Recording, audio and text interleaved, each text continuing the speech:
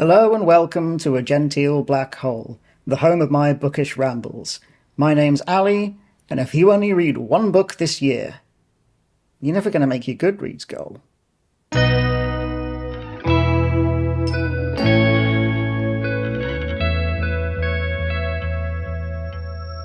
Speaking of goals, one of the things I really want to do this year is start making monthly reading wrap-up videos, covering all the books I read each month in brief.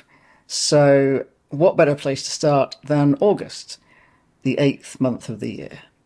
Anyway, I'm going to sort these books into the best, the rest, and the hard to digest. So we'll start with the best. Probably the best book I read this month, or at least the one I enjoyed the most, was Medical Grade Music by Steve Davis and Carvus Tarabi. I've made a full review video on my channel already, so I'll be very brief here and just say it's essentially a memoir of the two of them, Steve Davis being best known as the six-time world snooker champion, and Carvus Tarabi being an experimental psychedelic musician who I first became aware of through his work with Cardiacs, one of my favourite bands. And the book is essentially Steve and Carvus talking about how they got into some of the weird experimental psychedelic music that they both love, and then how they became friends, and eventually how they started making music together. It's a really lovely tribute to their friendship and a tribute to the music that they love, which also happens to be some of the music that I love. So that's why it scored so highly for me. If you're not interested in stuff like Cardiacs or Gong or Henry Cow, then it might not do anything for you. Then again, it might introduce you to those bands, so I'd still give it a go anyway. My other highlight of the month was Passing by Nella Larsen. And if you saw my recent book haul video, you'll have heard me talking somewhat inaccurately about the plot of Passing. So let's give it another go now that I've actually read it. So, Passing is about two black women in 1920s America who used to be friends, or at least acquaintances, in their childhood, and then they drifted apart, and years later they meet again by chance. Now, they both have light skin and therefore can pass for white, hence the title, Passing. But whereas Irene, from whose perspective the story is told, only ever really uses her ability to pass to get into white cafes and white cinemas in segregated America, she discovers that Claire, on the other hand, her childhood friend, is basically completely immersed in white society, to the point that she's actually married to a white man, and he's a virulently racist white man who has no idea that Claire is in fact black. So, as you can probably guess, things are heading towards disaster. This is a very gripping read. It has a really strong sense of place and time. The characters are really well drawn. It's very, very vivid, very easy to picture everything that's going on. And I think it has a lot to say, not just about race at the time, and honestly still now, but also there's a lot of stuff about gender. There's a lot of kind of queer subtext as well. There's a lot to dig into with this, and I think ambiguity is a big part of the book, including the ending, which is somewhat ambiguous. So if you don't like an ambiguous ending, then I wouldn't recommend this. But otherwise, I think it's well worth a read. Apparently, there's also a Netflix film with Tessa Thompson and Ruth Negga, which that sounds good too. I like both of those actors. So if you can't be bothered to read the book, that's probably worth a look as well. But anyway, yeah, I would definitely recommend Passing. Moving on to The Rest. I had three books this month that I would put in the kind of middling category. The first one I'll talk about is The Diary of a Nobody by George and Wheaton Grossmith. Again, if you saw my book haul video, you will have seen me talk a little bit about this. I have to say I was kind of disappointed with this. It started out really promisingly. I was laughing and smiling with every page. There's a scene where the diarist, Charles Pooter, goes on a painting spree. He gets some red enamel paint, and he paints everything in his house, including his bathtub, which then leaks red paint all over him when he takes a bath, and he has a panic attack thinking that he's bleeding. That was a very funny scene. And there's a lot of funny little running gags, like people keep tripping up over the boot scraper, and he procrastinates about getting it moved, and people keep tripping up over it. So, yeah, there was a lot of funny stuff in there, but overall, I think just as I kept going, I started to lose interest. And I think part of that might be because this was originally serialized in Punch magazine. And so I wonder if maybe reading it like just straight through 4 days in a row, done and dusted, maybe that didn't serve the book as well as if I'd have maybe split it up, just read a chapter every now and then, spread across a longer amount of time. Maybe that would have prevented it from outstaying its welcome. But I don't know that, and I don't really feel like rereading it to find out. So, yeah, I'm afraid The Diary of a Nobody, as excited as I was to start it, yeah, that goes in my middling category. Another so-so read that I had was The Virgin in the Ice by Ellis Peters. This is the sixth in the Cadfael books, and I think it was the first one that I didn't really love. Again, I don't know whether it's just because I've been reading one a month, maybe I've overdone it, and that's why maybe Cadfael has outstayed his welcome, and I need to spread them out a bit more.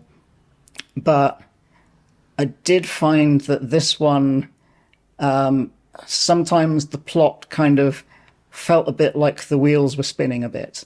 So there was a lot of good stuff still in there. I thought the solution to the mystery was still neat, and I didn't see it coming, but not in a kind of unfair way. It was more of a sort of, oh, I should have spotted that, but I didn't. So that's kind of what I want from a mystery. So it still delivered that, but I think essentially there are three characters who go missing that Cadfael is searching for, and he finds one dead, the titular Virgin in the Ice, and then the other two, he finds one, and then as soon as he finds the other one, the first one goes missing again, and they keep just missing each other, and it just gets a little bit tiresome. So for that reason, I started to find my interest waning a bit. But there was still some good stuff in there, particularly some personal character development for Cadfael, which I won't spoil. But yeah, I would say I'm still enjoying Cadfael, but maybe I need to ease up a bit on them. Maybe reading one a month is just too much. I've also noticed a pattern with the Cadfael books. I don't know whether it continues for the whole series, but it's set during the civil war between supporters of King Stephen and Empress Maud, And it seems that every odd-numbered book so far has kind of had the Civil War in the background, and then all the even-numbered books have had plots that are impacted more directly by the Civil War, and those ones generally don't work for me as well as the ones where it's just sort of background flavour. So, yeah, maybe I'll still enjoy the next one if that pattern still holds up. But yeah, we'll see. And the other so-so read that I had this month was a reread of Piranesi by Susanna Clarke. I forgot to grab this from my shelf earlier, so here it is. This was something that I first read, I think maybe 2021, not long after it came out, not like right away. But I remember being like enchanted by it at the time. I absolutely loved it when I first read it. I think I rated it 5 stars on my Goodreads. I'm not doing star ratings on this channel because I don't really believe in them, but that is what I rated it on my Goodreads. I was really looking forward to rereading Piranesi. I really loved it when I first read it. The mystery was so strange and so enchanting that I was like really, really satisfied and enthusiastic about it when I first read it. But rereading it, I think, took a lot of the shine off it for me. I don't know whether that's partly just a mood thing. Maybe I'm kind of less in the mood for fantasy and sci-fi stuff at the moment. So maybe it was just the wrong pick for today. But I think also because I already knew the solution to the mystery, I already knew what was going on before it's revealed in the book. And when you first read it, it unfolds so beautifully that it's really satisfying. But now that I know what the answer is, it loses that intrigue, which isn't always the case when you're rereading stuff like this. But in this case, it lost its magic for me, and I found myself thinking more about the themes, the subtext, and kind of not really being sure what they were or what the book was actually saying. It kind of just felt a bit hollow, a bit empty to me, which again might be my own failing as a reader. Maybe it has a lot to say and I'm just not picking up on it. But yeah, I'm sorry to say I found Piranesi on rereading quite disappointing. And speaking of disappointing, we reach the hard to digest. My least favourite read of the month was another reread, actually, and this was Solaris by Stanisław Lem, translated into English by Bill Johnston. And I think with this one, it's been about 10 years since I first read it, and at the time I remember quite enjoying it, but also finding some of the kind of info dump sections a bit too long, and some of the imagery just kind of impossible to actually picture in my mind's eye. I don't have a particularly strong inner eye. My inner ear is much better, but yeah, there's a lot of stuff described in Solaris that is just kind of impossible for me to picture, which makes it just feel very vague in my brain when I read it. And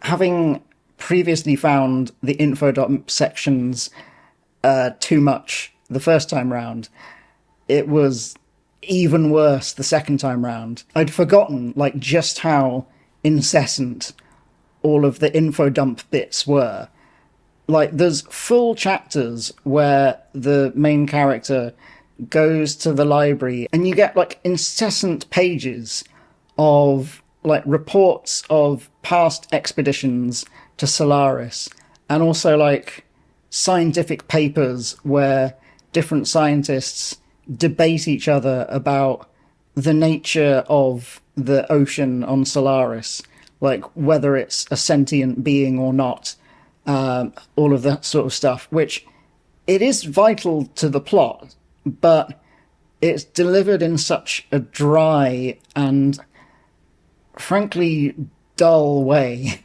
that it means that there's full chapters of Solaris that, like, it just made my brain weep.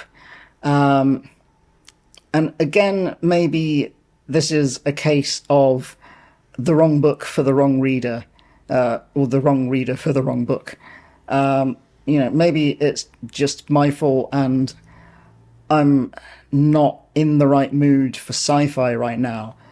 But I found Solaris so dull and frustrating for the most part that I felt relieved when it was over, frankly. And like there is some good stuff in there. Again, it's like the stuff that's set like in the present of the story with the main character, the narrator, Chris Kelvin, on the space station that's orbiting Solaris, and the strange goings on there when he meets a kind of manifestation, a doppelganger of his dead wife.